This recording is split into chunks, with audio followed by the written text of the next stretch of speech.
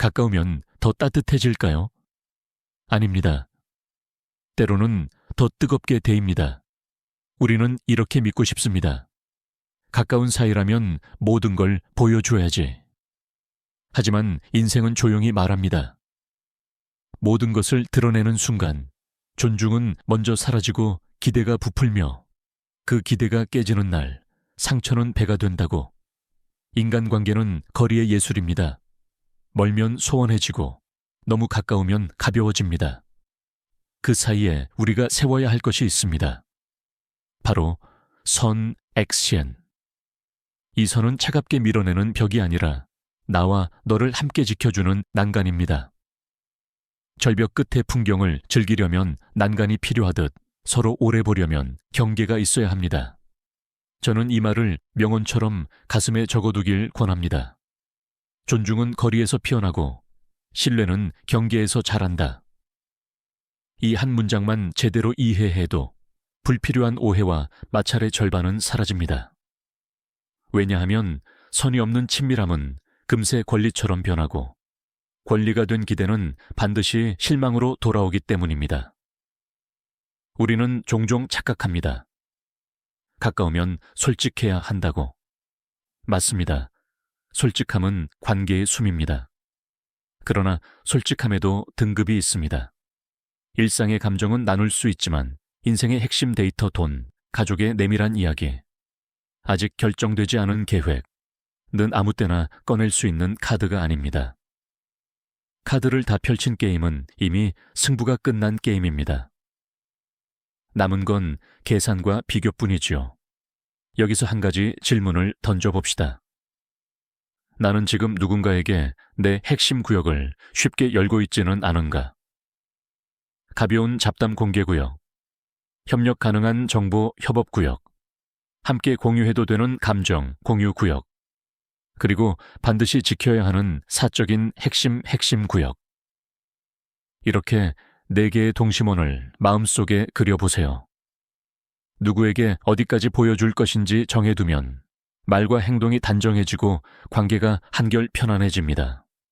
선이 잡히면 말투가 달라지고 말투가 달라지면 상대의 태도도 달라집니다. 가까움은 온기와 위험을 함께 데려옵니다. 그래서 진짜 배려는 더 가까이가 아니라 더 정확히입니다. 상대를 사랑한다면 내가 가진 선을 분명히 알려주세요. 그것이 차갑게 느껴질까 두렵다면 이렇게 말해도 좋습니다. 나는 이 부분만큼은 지키고 싶어. 그게 우리를 오래 가게 만드는 원칙이야. 원칙은 관계를 닫지 않습니다. 오히려 문턱을 낮춥니다. 어느 선까지 들어올 수 있는지, 어디서는 신발을 벗어야 하는지, 함께 사는 집처럼 룰이 생기니까요. 룰이 있는 집은 편안합니다. 룰이 없는 집은 늘 피곤합니다. 여기서 작은 실험을 해봅시다. 오늘 하루 부탁을 받거나 정보를 공유할 때 마음속으로만 조용히 체크리스트를 돌려보세요. 이 정보는 공개 구역인가? 지금 이 부탁은 내 원칙과 시간이 허락하는가? 오늘의 동의가 내일의 전례가 되어도 괜찮은가? 3가지 중 하나라도 아니오라면 조금만 미루거나 경계를 조정해도 늦지 않습니다. 관계는 지금 당장의 좋아요가 아니라 내일의 존중으로 평가됩니다. 우리는 누군가를 잘 알수록 더 사랑하게 될 것이라 믿지만 현실에서는 때때로 반대가 벌어집니다. 가까울수록 장점보다 단점이 눈에 들어오고 인간은 본능적으로 비교합니다. 비교는 마음의 습기입니다. 쌓이면 벽지처럼 들뜨고 결국 관계의 모서리가 헐거워집니다. 그러니 기억하십시오. 솔직함은 좋지만 무방비는 다릅니다. 믿음은 필요하지만 방종은 위험합니다. 경계를 세우는 일은 불신이 아니라 성숙입니다. 관계를 잃을까 두려우면 결국 나를 잃게 됩니다. 반대로 내가 나를 지키면 남도 나를 지킵니다. 세상은 생각보다 단순합니다. 내가 내게 정한 가격표만큼 타인은 나를 값지게 대합니다. 원칙 없는 친절은 값이 떨어지고 선이 있는 친절은 품격이 붙습니다. 그러니 친절하되 기준을 가져야 합니다. 따뜻하되 뜨거워서 데이지는 않게. 여기서 잠깐 패턴 인터럽트. 지금 듣고 계신 당신의 머릿속에 딱 한 사람을 떠올려 보세요. 이 사람과 나는 어디까지가 편안하지? 그 지점이 바로 당신의 선입니다. 말로 한번 정리해 보세요. 나는 돈 거래는 하지 않는다. 가족사는 공유하지 않는다. 시간 봉사는 월 2회까지만 한다. 이렇게 문장으로 만들어두면 실제 상황에서 덜 흔들립니다. 꾸준한 일관성은 곧 뉘앙스가 되어 표정에 나오고 상대는 이상하게도 그 경계를 느끼게 됩니다. 말하지 않아도 전해지는 경계, 그것이 성숙의 기류입니다. 물론 선을 지킨다고 해서 매번 이해받는 것은 아닙니다. 처음엔 서운해할 수도 있습니다. 그러나 괜찮습니다. 선은 단기간 인기보다 장기간 신뢰를 선택하는 선언입니다. 그리고 긴 호흡의 신뢰만이 시간을 이깁니다. 진짜 인연은 경계를 존중합니다. 경계를 무시하는 관계는 언젠가 더 큰 상처로 돌아올 청구서일 뿐입니다. 이제 마지막으로 오늘의 한 줄을 다시 새깁니다. 믿어라. 그러나 끝까지 내어주지는 마라. 이 문장은 다침이 아니라 조율입니다. 가까움의 온도를 적정하게 맞추는 기술, 존중의 온기와 안전의 균형을 잡는 기술입니다. 당신의 하루가 이 문장 하나로 훨씬 가벼워지길 바랍니다. 이 말이 당신 마음에 닿았다면 좋아요는 작은 동의의 표현일 뿐입니다. 당신의 생각을 댓글로 남겨주세요. 그것이 또 다른 누군가의 삶을 바꿀 수 있습니다. 앞으로 더 깊은 이야기를 함께하고 싶다면 구독은 자연스러운 선택일 것입니다. 다음 장에서는 이 선을 실제 생활에서 어떻게 흔들림 없이 지키는지, 특히 집 초대와 여행 동행이라는 두 가지 함정에서 존중을 잃지 않고 관계를 오래가게 하는 실전 방법을 다룹니다. 선을 넘는 순간 왜 존중이 먼저 무너지는지의 메커니즘도 함께 살펴보겠습니다. 사람 사이의 균열은 멀리서 오지 않습니다. 늘 가까이에서 무심코 열어준 문틈 사이로 스며듭니다. 그중 가장 잦은 실수가 바로 이것입니다. 친한 친구니까 우리 집에 초대해도 괜찮겠지. 처음엔 아무렇지 않습니다. 맛있는 음식, 따뜻한 대화, 웃음소리. 하지만 그날 이후 미묘한 공기가 바뀌었다는 걸 느껴본 적 있습니까? 연락이 뜸해지고 예전보다 말수가 줄어드는 그 어색한 말입니다. 저는 그 이유를 아주 단순하게 설명합니다. 집은 단순한 공간이 아니라 나의 삶의 좌표이기 때문입니다. 벽과 가구, 냉장고 안의 음식, 창문 밖 풍경, 모든 게 내 삶의 수준과 가치관을 보여줍니다. 그리고 사람은 본능적으로 비교를 합니다. 그 비교는 존중을 키우기도 하지만 동시에 질투를 낳기도 합니다. 친구를 초대했는데 그가 갑자기 나를 피하기 시작했다면 당신이 잘못한 게 아닙니다. 그의 자존심이 흔들렸을 뿐입니다. 비교심은 칼날처럼 날카롭습니다. 겉으론 미소 짓지만 마음속엔 조용히 상처가 남습니다. 저는 사업을 하며 수백 명의 사람을 만났습니다. 그중 가장 오래간 관계는 늘 적당한 거리를 지킨 사람들이었습니다. 함께 술을 마셔도 서로의 집은 모르는 관계. 그게 오히려 가장 편했습니다. 사람은 자기가 감당할 수 있는 만큼만 가까워져 줘야 합니다. 준비되지 않은 친밀함은 독이 됩니다. 어떤 이는 당신의 성공을 축하해 주는 것처럼 보이지만 그 안엔 왜 나는 안 될까라는 그림자가 섞여 있습니다. 그 그림자가 마음속에서 자라면 결국 관계를 삼켜버립니다. 그러니 저는 이렇게 말합니다. 집은 아무에게나 열어주는 공간이 아니다. 집은 나의 정신이 머무는 자리이자 삶의 질서를 담은 그릇입니다. 그 질서를 지키는 건 결코 인색함이 아닙니다. 오히려 자신과 타인을 모두 보호하는 지혜입니다. 이걸 한번 실험해 보세요. 오늘 당신의 연락처 목록에서 내 집에 초대해도 편안할 사람을 머릿속에 떠올려 보세요. 10명 중 몇 명이나 생각납니까? 아마 2~3명이 전부일 겁니다. 그게 바로 당신의 관계 안전구역입니다. 집을 보여준다는 건 내 삶의 민낯을 보여주는 일입니다. 그 민낯을 받아들일 준비가 된 사람만 초대하세요. 준비되지 않은 사람은 그 정보를 질투로 번역합니다. 당신이 뭘 잘못한 게 아닙니다. 그저 상대의 내면이 아직 그 온도를 견딜 만큼 단단하지 않았을 뿐입니다. 직장 동료를 집에 초대하는 건 더 위험합니다. 그날 이후 사무실에서 이런 말이 돌기 시작합니다. 저 사람 집 되게 좋더라. 그럼 회사 일은 취미로 하는 거겠네. 그 말들이 농담처럼 들릴지 몰라도 그 속엔 보이지 않는 평가와 거리감이 깔려 있습니다. 그리고 결국 그 부담은 나에게 돌아옵니다. 집은 벽이 내게 있는 구조물이 아니라 경계의 상징입니다.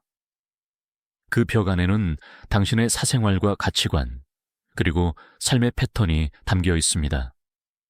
그걸 쉽게 열면 관계는 쉽게 흔들립니다. 가까운 사이라면 더 조심해야 합니다. 누군가를 집에 초대하기 전에 이렇게 물어보세요. 이 만남 이후에도 나는 지금처럼 편안할까? 그 사람이 내 공간을 보고도 예전처럼 대할까? 이 질문에 자신 있게 예라고 말할 수 없다면 그건 아직 때가 아니란 뜻입니다. 물론 세상 모든 관계를 의심할 필요는 없습니다. 중요한 건 통제 가능한 관계 마땅입니다. 내가 통제할 수 없는 감정의 결과를 감당할 자신이 없다면 처음부터 그 문을 열지 마세요. 비교는 자연스러운 감정이지만 그 감정을 자극하는 건 선택입니다. 그 선택은 언제나 나에게 있습니다.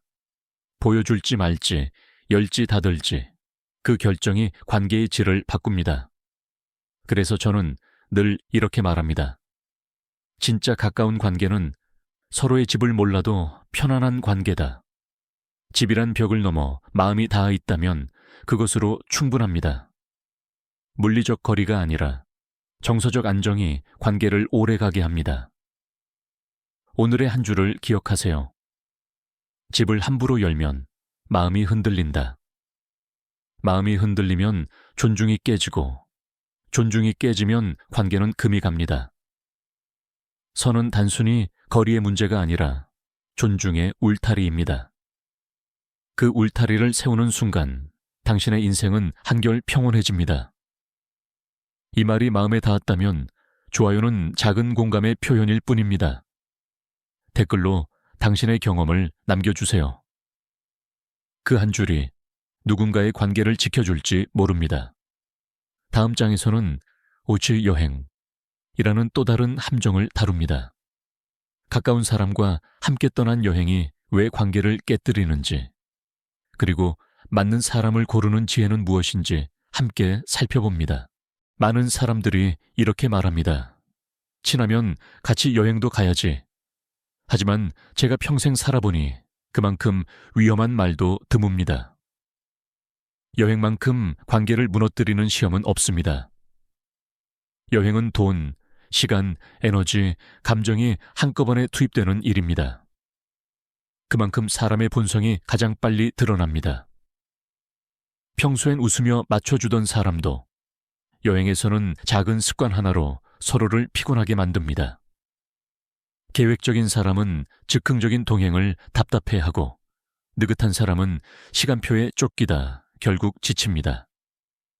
그 순간 이 사람은 나랑 안 맞는구나 하는 마음이 생기면 그 관계는 이미 금이 간 겁니다. 저는 한 가지 법칙을 정해 두었습니다.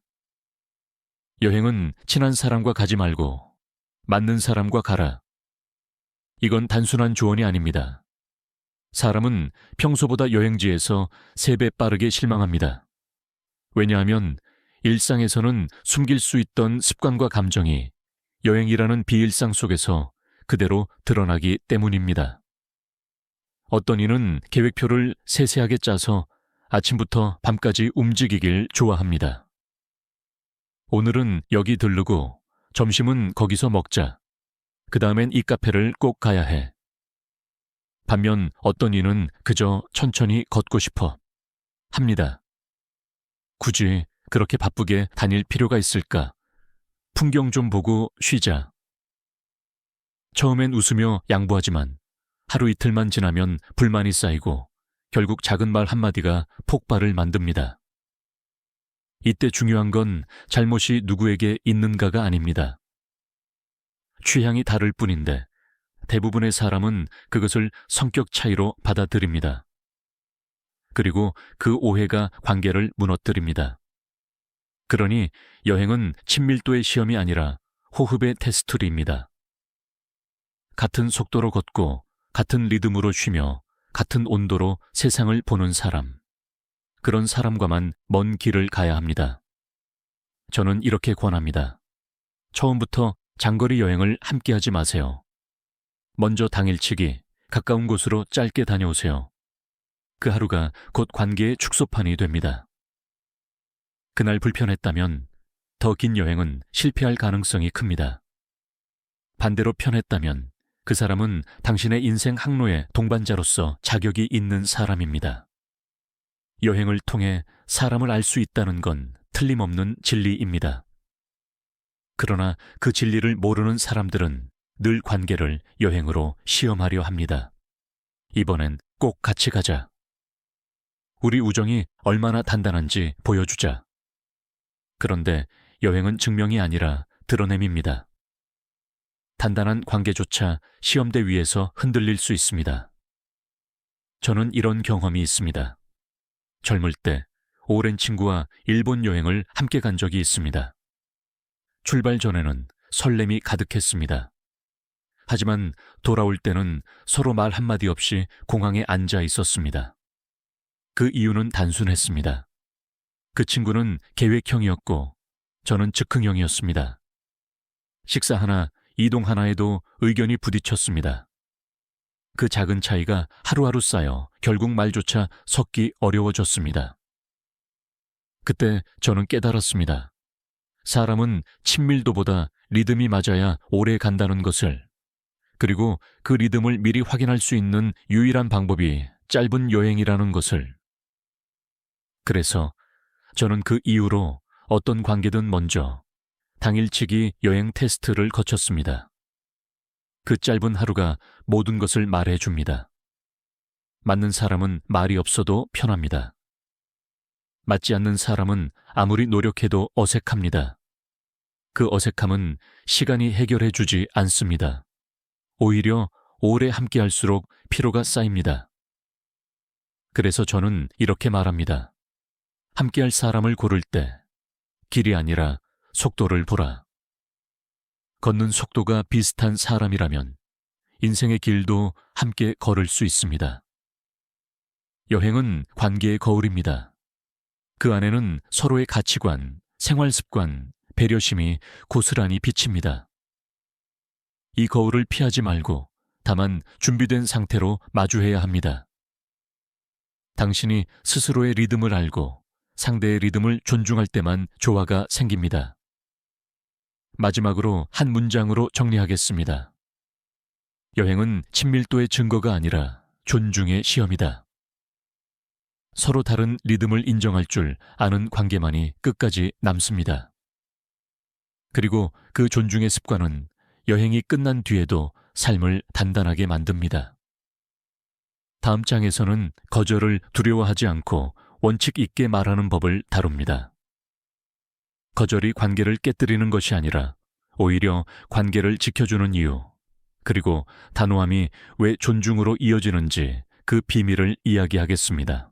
많은 사람들이 거절을 어려워합니다. 싫다고 하면 기분 나빠하지 않을까?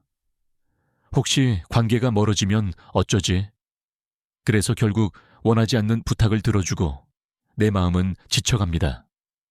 하지만 제가 살아보니 분명한 진실이 있습니다. 거절하지 못하면 결국 더 큰 관계를 잃습니다. 한 번의 거절이 아니라 100번의 억지가 관계를 무너뜨립니다. 거절은 냉정함의 표시가 아닙니다. 거절은 나를 존중하는 연습이자 상대를 존중하는 방식입니다. 무리한 부탁을 들어주는 순간 상대는 배려보다 당연함을 배우고 그 당연함은 곧 요구로 바뀝니다. 처음엔 작은 부탁이었습니다. 이번에만 도와줘. 잠깐만 시간 좀 내줄래? 하지만 그 부탁이 반복되면 어느새 나의 일상이 무너집니다. 그때 사람들은 이렇게 말합니다. 그 사람은 원래 다 받아주잖아. 그 말은 곧 나를 더 이상 존중하지 않는다는 뜻입니다. 그래서 저는 이런 원칙을 세웠습니다. 거절에는 기술이 아니라 기준이 필요하다. 즉흥적인 감정이 아니라 명확한 원칙에서 나온 단호함이 필요합니다. 저는 거절의 기준을 3가지로 나눴습니다. 첫째, 원칙. 둘째, 상황. 셋째, 대안. 예를 들어 누군가 금전적인 부탁을 했다고 합시다. 내가 감당할 수 없는 일이라면 단호히 말해야 합니다. 나는 돈은 어렵지만 대신 시간을 도울게. 이건 차가운 거절이 아니라 따뜻한 선입니다. 선을 분명히 그으면 상대는 처음엔 불만을 느껴도 결국 존중합니다. 거절이 어렵다면 이렇게 연습해 보세요. 지금은 내 상황이 여유롭지 않아요. 그건 내 원칙상 도와드리기 어렵습니다. 이번엔 어렵지만 다음 기회에 함께 할게요. 미안하지만 지금은 제 우선순위가 달라요. 지금 내 일정으로는 감당하기 힘듭니다. 이 5문장은 단호하지만 예의가 있습니다. 중요한 건 이유를 덧붙이는 성의입니다. 사람들은 단호함보다 무심함에 상처받습니다. 성에 있는 거절은 오히려 관계를 단단하게 만듭니다. 우리는 흔히 이렇게 말합니다. 변명은 비겁하다. 그러나 관계에서는 때때로 변명이 필요합니다. 변명은 책임을 회피하기 위한 말이 아니라 상대를 이해시키기 위한 다리입니다. 그 다리를 쓰면 단호함 속에도 따뜻함이 남습니다. 거절을 못하는 사람의 공통점은 자신감 부족입니다. 자신을 존중하지 않으면 남의 부탁이 더 커 보입니다. 그리고 결국 거절하지 못한 대가로 마음이 무너집니다. 그때 우리는 이렇게 착각합니다. 내가 너무 냉정한 건 아닐까? 아닙니다. 냉정한 게 아니라 단단해지는 과정입니다. 무리한 부탁을 계속하는 사람은 이미 비정상적인 관계를 요구하는 사람입니다. 그런 사람을 억지로 붙잡을 필요는 없습니다. 관계를 지키는 가장 좋은 방법은 망가지기 전에 멈추는 것입니다. 거절을 두려워하지 마세요. 정말 소중한 관계는 거절 하나로 끊어지지 않습니다. 오히려 그 단호함 속에서 신뢰가 자랍니다. 끊어진다면 애초에 그 관계는 그만한 가치가 없었던 겁니다. 거절을 잘하는 사람은 인생의 방향을 잃지 않습니다. 거절은 나의 시간표를 지키는 가장 확실한 도구이자 내 마음의 에너지를 보호하는 방패입니다. 한 번 더 강조합니다. 거절은 기술이 아니다. 기준이다. 내가 어디까지 허용할지 스스로 정해 두세요. 그 선 안에서는 따뜻하게, 그 선 밖에서는 단호하게. 그 균형이 바로 존중의 시작입니다. 오늘의 한 문장을 마음에 새기세요. 모든 부탁을 들어주는 사람은 결국 누구의 존중도 받지 못한다. 당신이 당신의 기준을 세울 때 비로소 세상도 당신을 존중합니다. 다음 장에서는 무리한 부탁을 반복하는 사람의 심리와 그들을 구별하는 8가지 신호를 다룹니다. 그 신호를 알아야 관계의 함정에 빠지지 않고 당신의 시간을 지킬 수 있습니다. 관계가 무너질 때 대부분의 사람들은 이렇게 말합니다. 내가 너무 착했나 봐. 하지만 진실은 다릅니다. 착한 게 문제가 아니라 경계를 몰랐던 것이 문제입니다. 무리한 부탁은 처음엔 아주 사소하게 시작됩니다. 이거 잠깐만 도와줘. 이번 한 번만 부탁할게. 너밖에 없어서 그래. 그럴 때 우리는 인간적으로 도와줘야 한다고 생각합니다. 하지만 사람을 오래 겪어보면 알게 됩니다. 이 한 번만이 반복될 때 그 관계는 이미 기울기 시작한 겁니다. 저는 오랜 경험 끝에 무리한 부탁을 구별하는 8가지 신호를 정리했습니다. 첫째, 반복되는 부탁. 한두 번은 이해할 수 있습니다. 하지만 패턴이 되면 그것은 도움이 아니라 의존입니다. 도움은 감사로 끝나지만 의존은 요구로 이어집니다. 둘째, 감정적 압박. 너는 나한테 그렇게밖에 못하냐? 예전엔 잘 도와주더니 요즘 변했네. 이런 말들은 죄책감을 자극합니다. 상대가 감정으로 나를 조종하려 한다면 이미 선을 넘은 것입니다. 셋째, 일방적인 이익 구조. 그 부탁이 늘 상대에게만 이익이 되고 나는 손해나 피로감만 느낀다면 그건 관계가 아니라 거래입니다. 게다가 그 거래는 불공정한 계약이기도 합니다. 넷째, 시간을 뺏는 패턴. 도움을 요청하는 사람이 늘 내 시간에 끼어듭니다. 급하지도 않은 일을 지금 당장 해결해 달라 하거나 내 휴식 시간을 당연하게 여긴다면 그건 이미 착취의 시작입니다. 다섯째, 내 거절을 무시하는 태도. 그냥 이번만 부탁할게. 안 되면 다른 방법도 있어? 하면서 계속 밀어붙입니다. 거절을 해도 멈추지 않는 사람은 이미 나를 동등한 존재로 보지 않습니다. 여섯째, 감사 대신 불만이 쌓이는 사람. 도와줬는데도 고마워하지 않습니다. 이 정도면 더 해줄 수도 있었잖아. 그때 그렇게 해줬으면 더 좋았을 텐데. 이런 말을 듣는다면 당신은 이미 이용당하고 있는 겁니다. 일곱째, 경계가 없는 태도. 사생활, 가족사, 재정 문제까지 아무렇지 않게 묻고 요구합니다. 가족 일인데 좀 도와줄 수 있지? 집은 어디야? 한번 구경시켜줘. 이런 말들은 친근함을 빙자한 침범입니다. 경계가 없는 사람은 언젠가 반드시 상처를 남깁니다. 이 7가지 신호 중 단 하나라도 해당된다면 그 관계는 이미 건강한 신뢰에서 벗어나 있습니다. 이럴 때 대부분의 사람들은 어떻게 해야 할지 몰라서 억지로 관계를 유지합니다. 이 정도는 참을 수 있겠지. 하지만 참음은 해결이 아니라 연장일 뿐입니다. 결국 더 큰 후회로 돌아옵니다. 무리한 부탁을 계속 들어주는 사람의 공통점은 좋은 사람으로 보이고 싶은 욕심입니다.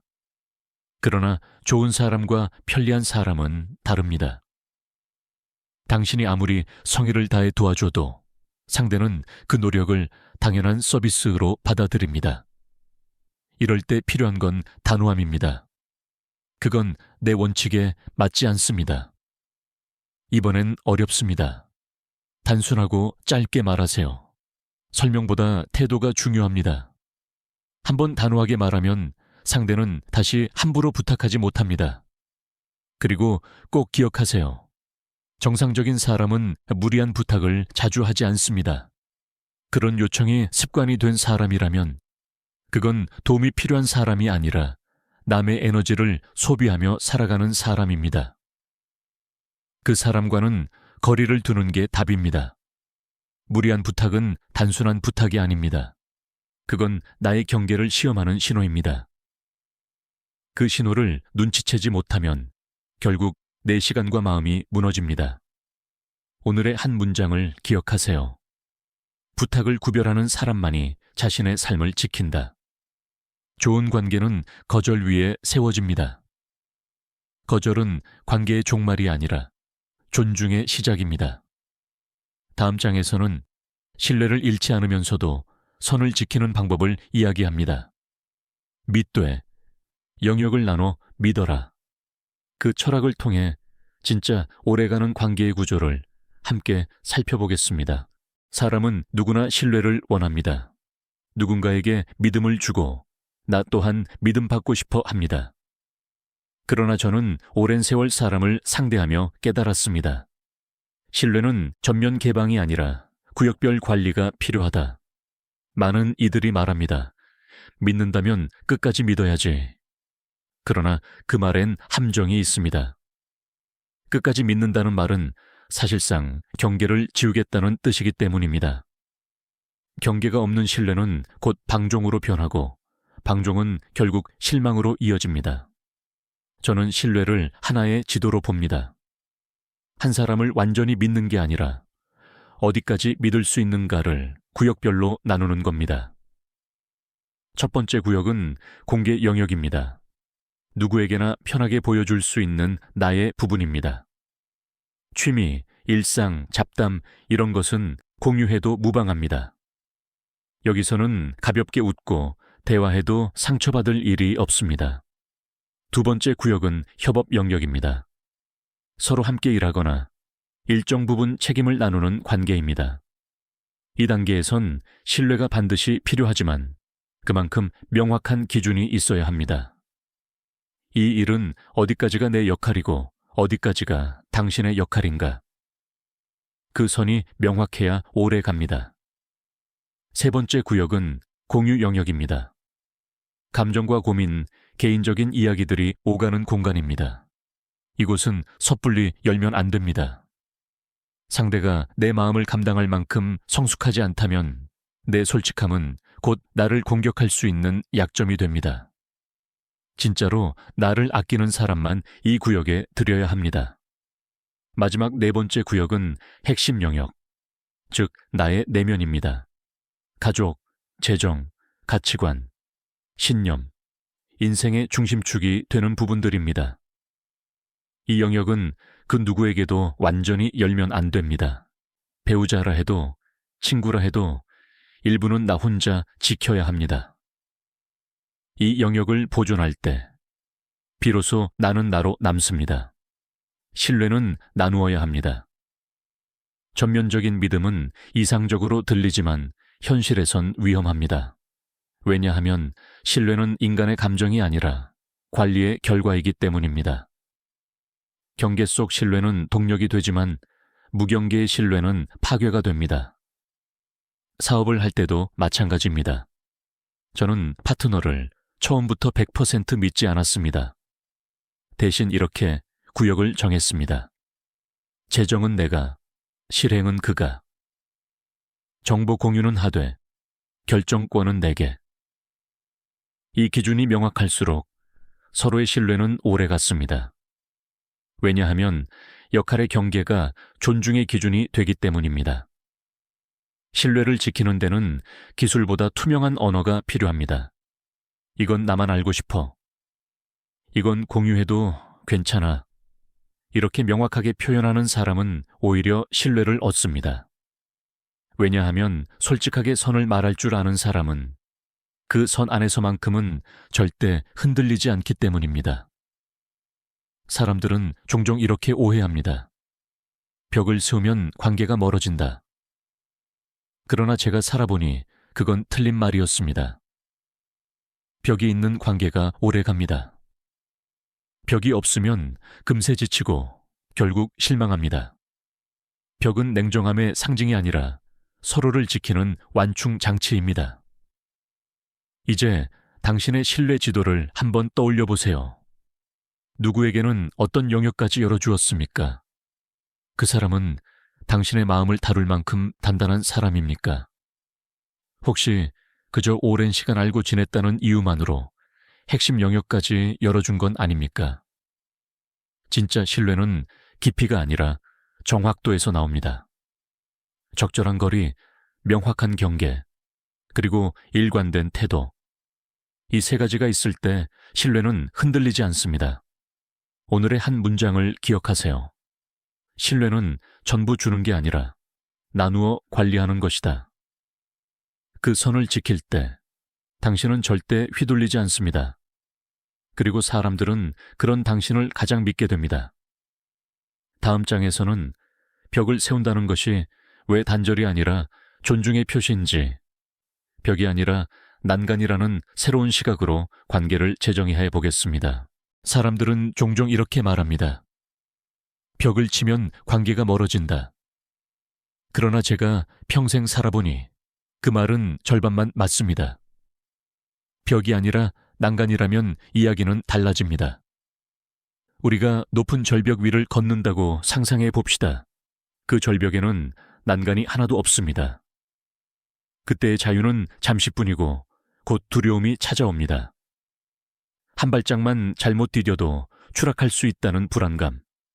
하지만 단단한 난간이 세워져 있다면 우리는 오히려 마음 편히 풍경을 즐길 수 있습니다. 관계의 벽도 마찬가지입니다. 그건 상대를 밀어내는 구조물이 아니라 서로를 지탱하는 심리적 난간입니다. 벽이 없는 관계는 처음엔 편합니다. 하지만 오래 갈수록 피로가 쌓입니다. 모든 것을 공유하고 감정이 섞이고 경계가 사라지면 결국 두 사람 모두 숨 쉴 틈을 잃습니다. 숨이 막히는 관계는 결국 버려집니다. 서로를 위한다고 하면서 사실은 서로를 소모시키는 겁니다. 사업에서도 그랬습니다. 저는 수많은 동업자와 파트너를 만났습니다. 오래간 사람들의 공통점은 단 하나였습니다. 여기까지만 말하겠다. 이건 부탁하지 않겠다. 이런 경계가 분명했습니다. 서로의 선을 존중했기에 오히려 신뢰가 깊어졌습니다. 반대로 선을 무너뜨린 관계는 하나같이 오래가지 못했습니다. 경계가 없는 신뢰는 어느 순간 오해로 변하고 오해는 곧 실망으로 이어졌습니다. 벽이 있어야 관계는 오래 갑니다. 벽은 사람 사이의 온도를 조절합니다. 너무 뜨거우면 데이고 너무 차가우면 식습니다. 벽은 그 온도를 적정하게 유지하는 장치입니다. 그렇다면 우리는 왜 벽을 두려워할까요? 그건 벽이 단절을 의미한다고 배웠기 때문입니다. 하지만 진짜 단절은 벽이 없을 때 일어납니다. 모든 것을 나누다가 감당하지 못해 멀어지는 관계. 그게야말로 진짜 단절입니다. 벽은 감정의 거리를 재조정하는 과정입니다. 내가 어디까지 허용할 수 있고 어디서부터 불편한지를 스스로 확인하는 행위입니다. 이것이 존중의 시작입니다. 존중은 거리에서 태어나고 신뢰는 그 거리 속에서 자랍니다. 저는 이런 말을 자주 합니다. 벽을 세워라. 단, 보이지 않는 문을 닫아라. 문이 있다는 건 언제든 다시 열 수 있다는 뜻입니다. 닫히되 완전히 닫히지 않고 열리되 무방비하지 않은 상태. 그게 바로 성숙한 관계의 모양입니다. 당신의 삶에도 그런 벽이 있습니까? 혹은 아무런 문턱도 없이 모든 걸 허락하고 있습니까? 벽을 세운다고 해서 사랑이 줄어드는 게 아닙니다. 오히려 사랑이 오래 지속되기 위해 꼭 필요한 구조물입니다. 이제 이렇게 생각해 보세요. 벽은 냉정함이 아니라 지속 가능한 따뜻함을 위한 장치입니다.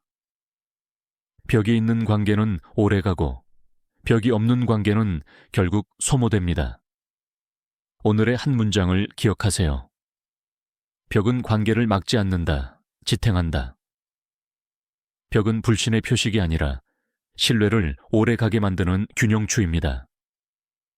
다음 장에서는 벽을 세우는 힘의 근원이 되는 세 가지 요소, 자존경, 원칙, 일관성에 대해 이야기합니다. 이 세 가지가 바로 나를 잃지 않고 관계 속에서 단단히 서는 힘입니다. 사람 관계에서 가장 위험한 순간은 상대가 나를 무시할 때가 아닙니다. 내가 나 자신을 놓치는 순간입니다. 많은 이들이 이렇게 말합니다. 사람 때문에 지친다. 하지만 실제로는 사람 때문이 아니라 내가 내 원칙을 잃었기 때문입니다.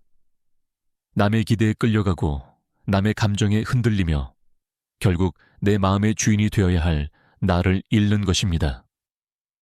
저는 오랜 시간 사람을 겪으며 한 가지 공식을 세웠습니다. 건강한 관계의 중심에는 반드시 세 개의 축이 있습니다. 바로 자존경 self-respect, 원칙 principles, 일관성 consistency. 이 세 가지가 무너지면 관계도 무너집니다. 첫째, 자존경입니다. 나를 존중하지 않으면 누구도 나를 존중하지 않습니다. 세상은 내가 나를 대하는 방식을 따라옵니다. 내가 스스로에게 허락하지 않은 일은 남도 쉽게 시도하지 못합니다. 자존경이란 화려한 자존심이 아닙니다. 조용하지만 단단한 자기 인정입니다. 나는 이 정도는 받아들일 수 없다. 그 한 문장이 자존경의 시작입니다. 둘째, 원칙입니다. 원칙이란 나를 보호하는 법입니다. 무리한 부탁을 거절할 수 있는 기준, 타인의 요구를 판단할 수 있는 기준, 그리고 내가 책임질 수 있는 범위를 정하는 기준. 이것이 있을 때 나는 관계 속에서도 흔들리지 않습니다. 원칙은 차가움이 아니라 예측 가능성입니다. 예측 가능한 사람은 신뢰를 얻습니다. 셋째, 일관성입니다. 한번 세운 기준을 상황에 따라 바꾸지 마세요. 오늘은 도와주고 내일은 외면하는 태도는 상대에게 혼란을 줍니다. 이 사람은 기준이 없구나. 그 인식이 쌓이면 당신의 말은 점점 힘을 잃습니다. 일관성은 신뢰의 뿌리입니다. 따뜻하게 말하더라도 기준은 변하지 않아야 합니다. 이 세 가지를 저는 관계의 삼각형이라 부릅니다. 세 변 중 하나라도 무너지면 삼각형은 형태를 잃고 균형을 잃습니다. 자존경이 없으면 원칙은 공허하고, 원칙이 없으면 일관성은 의미가 없으며, 일관성이 없으면 자존경은 증명되지 않습니다. 이제 당신에게 묻고 싶습니다. 지금의 관계 속에서 나는 이 세 가지를 지키고 있는가?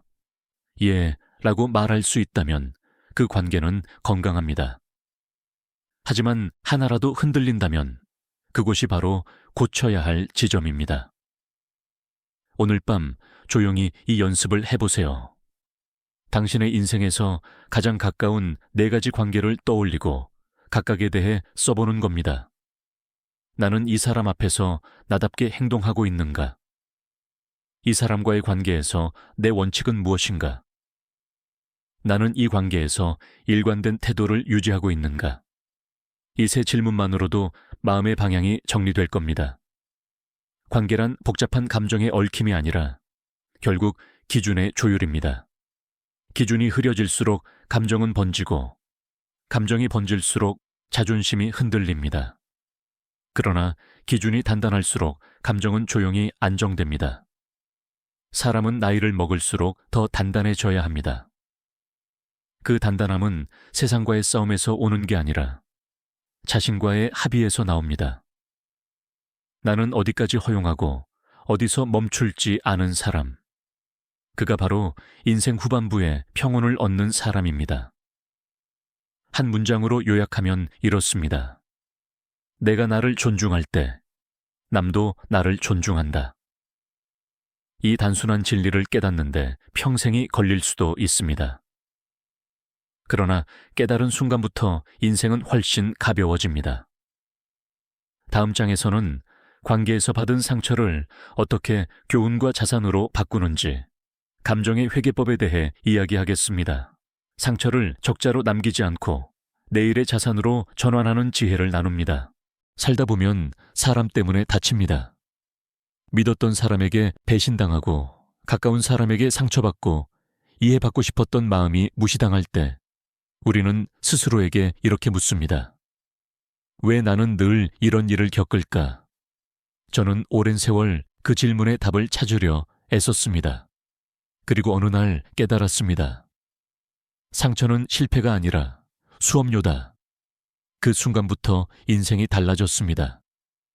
사람에게 받은 상처를 고통으로만 남겨두면 그건 감정의 적자 치히치가 됩니다. 하지만 그 안에서 교훈을 뽑아내면 그건 자산이 됩니다. 사업의 손익처럼 감정에도 회계가 있습니다. 기록하지 않으면 잊히고 잊히면 같은 실수를 반복합니다. 그래서 저는 늘 감정 장부를 씁니다. 3개의 칸만 있으면 됩니다. 첫 번째 칸엔 상황, 두 번째엔 감정, 세 번째엔 교훈을 적습니다. 예를 들어 이렇게 씁니다. 상황, 오래된 친구에게 금전적인 부탁을 거절했더니 서운해했다. 감정, 미안함과 후회가 섞였다. 교훈, 거절해도 이유를 충분히 설명해야 한다. 이 3줄만으로도 마음의 무게가 달라집니다. 감정은 기록할 때 정리되고, 정리될 때 비로소 힘이 됩니다. 그리고 그 교훈은 다시 다음 관계의 자산이 됩니다. 저는 사업에서도 이 방식을 그대로 적용했습니다. 실패한 거래, 틀어진 협업, 신뢰가 깨진 순간마다 무엇을 배우고 어떻게 다음에 대비할지를 적었습니다. 이렇게 쌓인 기록이 나중엔 관계의 매뉴얼이 되었습니다. 이런 말을 남기고 싶습니다. 실망은 적자처럼 보이지만 기록하면 다음 분기의 흑자가 된다. 기록하지 않는 감정은 사라지는 게 아니라 언젠가 다시 되풀이됩니다. 감정의 손실을 줄이는 가장 확실한 방법은 기억이 아니라 기록입니다. 누군가에게 깊이 상처받았습니까? 그렇다면 그 사람을 탓하기 전에 그 일에서 내가 배운 것은 무엇인가를 물어보세요. 그 순간 상처는 교훈으로 바뀝니다. 그리고 교훈은 경험이 되고 경험은 결국 자산이 됩니다. 저는 젊은 시절 사람 때문에 수없이 무너졌습니다. 배신도 당했고 오해도 받았습니다. 하지만 세월이 지나고 나서야 알게 됐습니다. 그 모든 일이 나를 단단하게 만드는 과정이었다는 걸. 그때의 아픔이 없었다면 지금의 냉정함과 통찰도 없었을 것입니다. 상처는 인생의 손실이 아니라 성장의 회계 항목입니다. 그걸 교훈으로 남기면 이익이 되고 원망으로 남기면 손실이 됩니다. 어떤 선택을 할지는 오직 나의 몫입니다. 우리는 흔히 이렇게 말합니다. 그 사람 때문에 상처받았어. 그러나 실제로는 그 사람 덕분에 배우는 겁니다. 상처는 나를 약하게 하지 않습니다. 다만 나를 새롭게 재정비하도록 돕습니다. 오늘의 아픔은 나 내일의 방패가 됩니다. 이제부터는 상처를 기록하세요. 그 기록이 쌓일수록 당신의 내면은 더 단단해지고 다음 관계에서 같은 실수를 반복하지 않게 됩니다. 그게 바로 상처의 회개학입니다. 오늘의 한 문장을 기억하세요. 고통은 교훈으로 전환될 때 비로소 자산이 된다. 이 말을 가슴에 새기면 인간관계에서 더 이상 두려울 게 없습니다. 다음 장에서는 지금까지의 모든 교훈을 한 문장으로 정리합니다. 가까이 하되 반드시 선을 지키는 법. 이 단순한 원칙 하나가 왜 평생의 인간관계를 지켜주는 방패가 되는지 그 마지막 결론을 전하겠습니다. 인생을 오래 살아보니 결국 남는 것은 사람입니다. 돈도 명예도 성취도 언젠가 사라집니다. 하지만 관계는 남습니다. 그리고 그 관계의 질이 곧 인생의 품격을 결정합니다. 제가 평생을 돌아보며 내린 결론은 단순합니다. 좋은 관계는 거리와 선에서 나온다. 너무 멀면 마음이 식고 너무 가까우면 마음이 다칩니다. 그 사이에 적당한 거리, 분명한 선이 있을 때 비로소 관계는 오래 갑니다. 사람은 가까워질수록 기대가 커집니다. 기대가 커질수록 실망도 커집니다. 따라서 관계를 지키는 가장 현명한 방법은 기대를 관리하고 선을 지키는 일입니다. 이 선이 바로 존중의 경계이고 그 존중이야말로 관계의 뿌리입니다. 가까운 친구라 해도 모든 걸 내어줄 필요는 없습니다. 가족이라 해도 모든 걸 말할 필요는 없습니다. 사람은 누구나 한 걸음쯤의 여백을 가져야 합니다. 그 여백이 서로를 숨쉬게 하고 그 여백이 관계를 단단하게 만듭니다. 믿음은 중요합니다. 하지만 믿음은 선 위에서만 빛을 냅니다. 경계 없는 믿음은 방종이 되고 방종은 결국 배신으로 변합니다. 그러나 선 위의 믿음은 자유를 주고 그 자유가 오히려 더 깊은 신뢰를 만들어줍니다. 저는 이렇게 정의합니다. 진짜 신뢰는 거리에서 자라고 진짜 존중은 선에서 피어난다. 이 두 가지가 균형을 이루면 관계는 어떤 폭풍이 와도 쉽게 무너지지 않습니다. 사람을 잃을까 두려워하지 마세요. 진짜 소중한 사람은 선을 세워도 떠나지 않습니다. 당신이 거절해도 당신이 경계를 지켜도 그 사람은 남습니다. 왜냐하면 당신의 진심과 원칙을 이해하기 때문입니다. 반대로 그 선 하나로 멀어지는 관계라면 애초에 그 관계는 당신의 인생을 지탱할 만큼 단단하지 않았던 겁니다. 인간관계에서 가장 먼저 지켜야 할 것은 나 자신입니다. 내가 나를 존중하지 않으면 남도 나를 존중하지 않습니다. 내가 나의 선을 지키지 않으면 남도 그 선을 지켜주지 않습니다. 결국 관계를 지키는 첫 번째 조건은 나를 잃지 않는 것입니다. 이제 다시 한번 오늘의 핵심 문장을 마음에 새겨보세요. 가까이 하되 선을 지켜라. 이 문장은 냉정함의 교훈이 아니라 따뜻함의 기술입니다. 사람을 멀리하지 않으면서도 나 자신을 지킬 수 있는 단 하나의 원칙입니다. 인생은 수많은 만남과 이별로 구성된 항해입니다. 배를 지키는 것은 바람이 아니라 균형입니다. 그 균형을 잡는 힘이 바로 선입니다. 선이 있어야 바람을 견디고 선이 있어야 항로를 잃지 않습니다. 오늘 이 이야기를 들은 당신이 누군가와의 관계 속에서 조금 더 단단해지고 조금 더 평온해지길 바랍니다. 그리고 언젠가 스스로에게 이렇게 말하길 바랍니다. 나는 이제 사람 때문에 무너지지 않는다. 왜냐하면 나는 나의 선을 알고 있기 때문이다. 좋은 관계는 멀리 있는 이상이 아닙니다. 그건 지금 이 순간 당신이 세운 선 위에서 피어나는 현실입니다. 이 말이 당신 마음에 닿았다면 좋아요는 작은 공감의 표현일 뿐입니다. 당신의 경험을 댓글로 남겨주세요. 그 한 문장이 누군가의 관계를 지킬 힘이 될지도 모릅니다. 앞으로 더 깊은 이야기를 함께하고 싶다면 구독은 자연스러운 선택일 것입니다. 믿어라.